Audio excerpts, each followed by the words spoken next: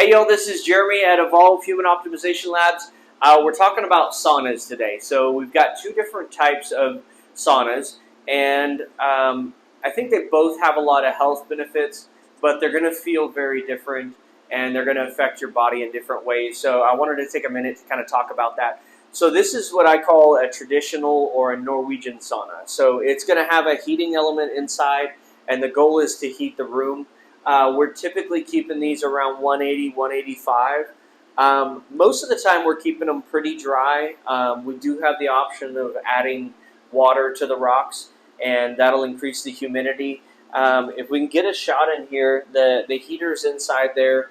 So you've probably seen the stones in a traditional sauna before. So that's where we can add water if you want to raise the humidity. But the dry heat is really great, especially if you're doing contrast therapy with a cold plunge.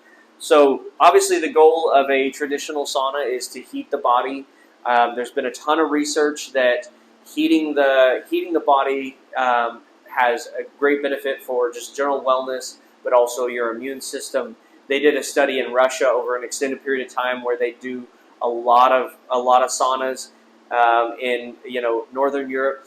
And they saw that it increased the lifespan about 2 to 3 years when you do saunas regularly. So that's one of the reasons that we include saunas as a major part of our human optimization lab, because we really believe in the benefits for overall health. It's not just for athletes, and you can start out slow, and you can start at a lower temperature and slowly increase the amount of time that you're in there. So that's a traditional sauna where it's going to heat the room.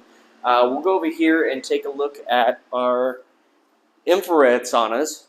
So infrared saunas obviously are a little bit new. Saunas have been in cultures throughout the world for centuries. Infrared saunas, I think, have been around since the 50s. And what they do is they use these infrared heat panels, and they heat your body directly instead of heating the room.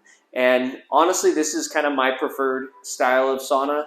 I typically get, like, my face gets really hot and it's kind of stuffy in a traditional sauna, which feels great after a cold plunge, because if my head is nice and cold, then the heat feels really good. But if I'm just doing a sauna session, I'm going to do about 40 minutes in an infrared sauna, because it's heating your body directly, which feels more like sunbathing. You get this radiant warmth.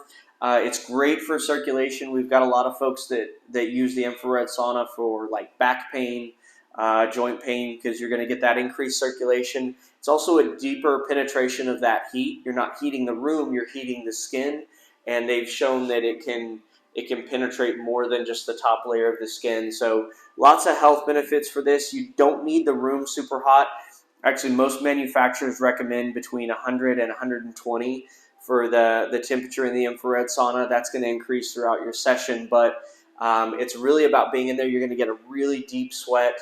And there's a lot of other health benefits. I recommend doing your own research, but we've got 3 infrared saunas here. These are full spectrum, which means near and far infrared. That's a whole other conversation we'll get into.